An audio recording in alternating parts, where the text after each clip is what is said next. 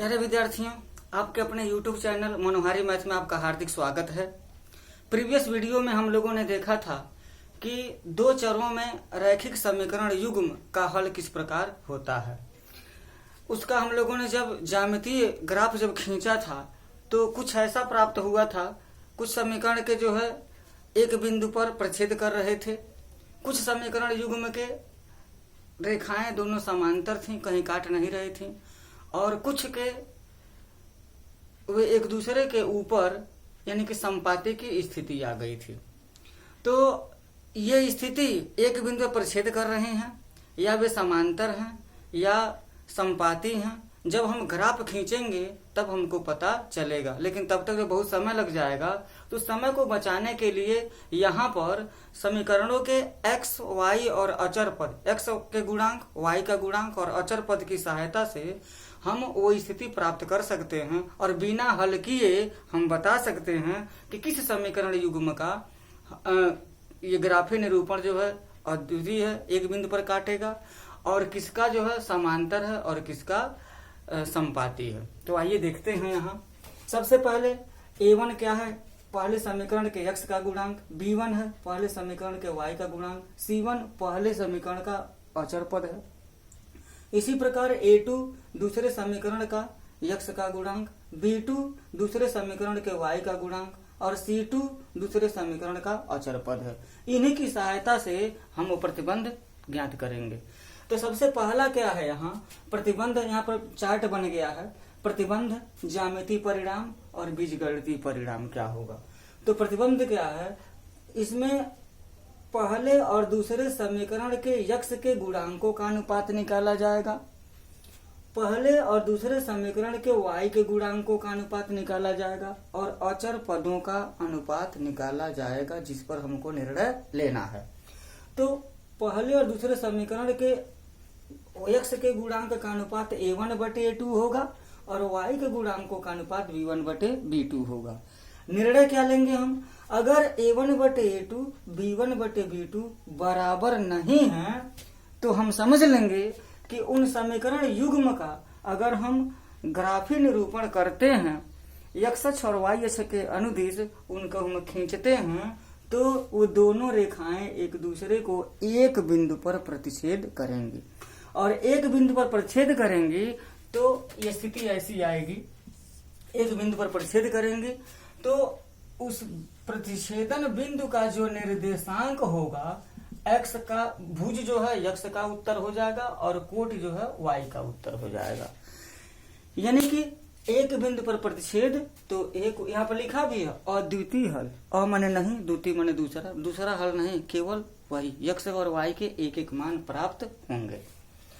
फिर यहाँ दूसरी स्थिति में a1/a2 b1/b2 निकाला।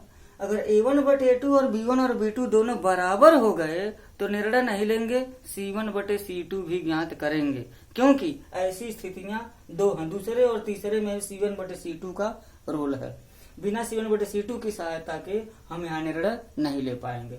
तो a1/a2 बराबर b1/b2 और c1/c2 निकाला और वो बराबर नहीं है तो हम समझ जाएंगे इस समीकरण युग्म का ग्राफीय निरूपण समांतर रेखा आएंगी, समांतर रेखाएं हो जाएंगी।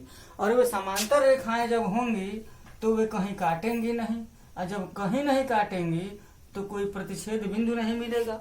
जब प्रतिच्छेद बिंदु नहीं मिलेगा तो निर्देशांक नहीं मिलेगा, निर्देशांक नहीं मिलेगा तो x और y के मान भी नहीं मिलेंगे। यही वजह है कि समांतर रेखाएं हैं, अगर ग्राफीय निरूपण अगर समांतर आ गया है तो उनका कोई हल नहीं होता है।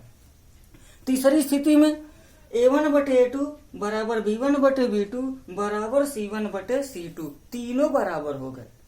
a1/a2 बराबर b1/b2 बराबर c1/c2, अगर तीनों बराबर हो गए हैं तो स्थिति क्या होगी, इनका अगर हम ग्राफीय निरूपण करेंगे तो वे दोनों रेखाएं संपाती होंगी। संपाती का मतलब पहली रेखा को खींच देंगे, मानिए ऐसा आया, दूसरी रेखा को भी खींचेंगे तो ठीक इसी के ऊपर आ जाएगा, संपाती की स्थिति बन जाएगी। और जब ये संपाती हो जाएंगे, ध्यान दीजिएगा, यहाँ एक बिंदु पर काटे तो एक हल, कहीं नहीं काटे तो कोई हल नहीं। और यहाँ तीसरी स्थिति में जब वे एक दूसरे के ऊपर ही हैं तो वे हर बिंदु पर ही मिल रही हैं। जैसे मान लीजिए कि ये रेखा एक है और ये दूसरी रेखा है, ये दोनों रेखाएं एक दूसरे को ऐसे कर काट रहे हैं। ऐसी स्थिति है अगर तो एक बिंदु पर काट रहे हैं। अगर ऐसी स्थिति है समांतर है तो कहीं नहीं काट रहे हैं, कोई हल नहीं होगा। अगर ये ऐसी स्थिति बन गई है, ये ऐसी स्थिति अगर बन गई है, दोनों एक दूसरे पर ही आ गई हैं तो हर बिंदु पर ही मिल रही हैं, अनंततः अनेक बिंदु पर मिल रही हैं, तो यहाँ पर अनंत हल प्राप्त होते हैं। तो ये रही हमारी स्थिति। तो सबसे पहले प्यारे बच्चों आपको याद क्या करना है, आपको यही याद करना है कि यदि a1/a2 बराबर नहीं b1/b2 तो समीकरण निकाय का अद्वितीय हल होता है।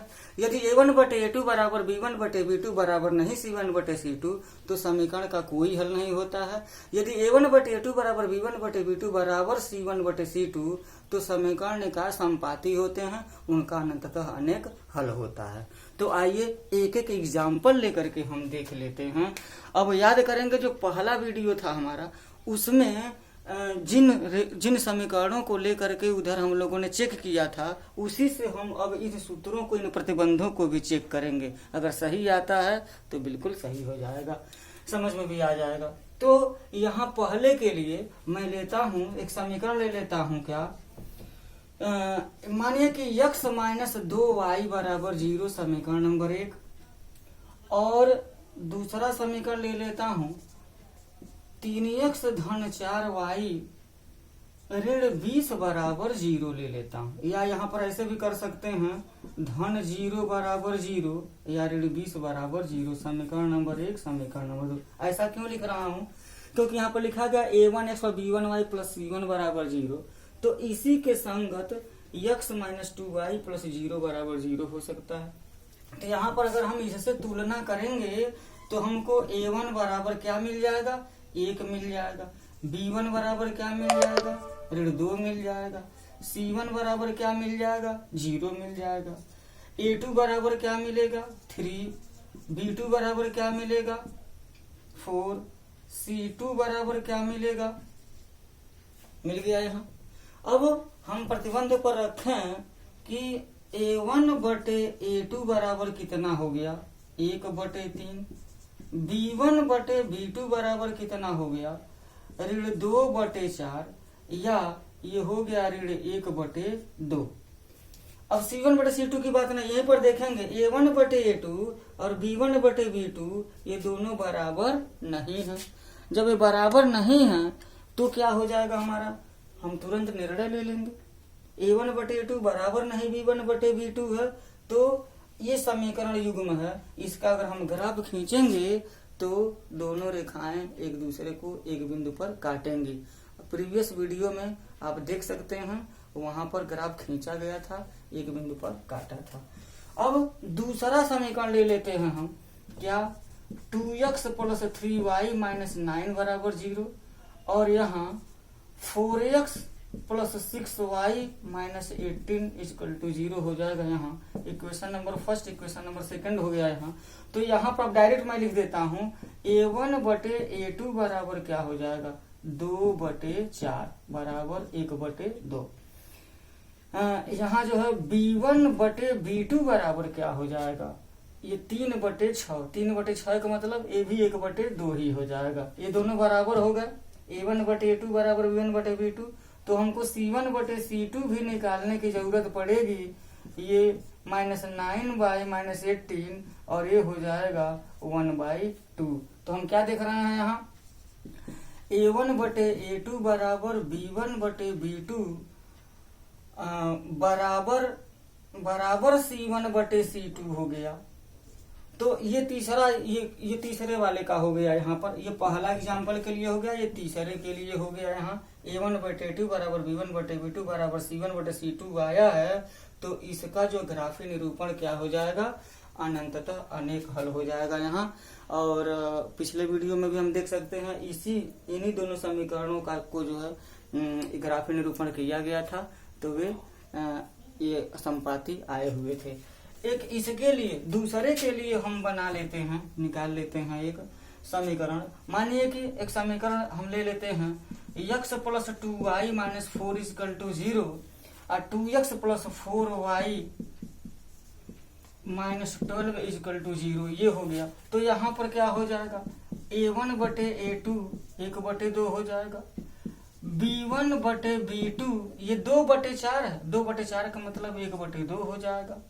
और यहाँ c1 बटे c2 निकालते हैं तो क्या हो जाएगा, 4 कम 4, 4 3 12, यानी कि यह हो जाएगा 1/3। यानी हम क्या देख रहे हैं यहाँ, a1 बटे a2 बराबर b1 बटे b2 बराबर नहीं c1 बटे c2 है।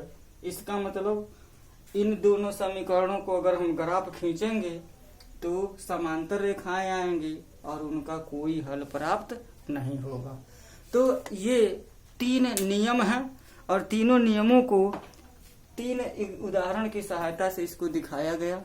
मैं आशा करता हूं कि ये वीडियो आपके लिए लाभप्रद सिद्ध होगा, आपको समझ में आया होगा।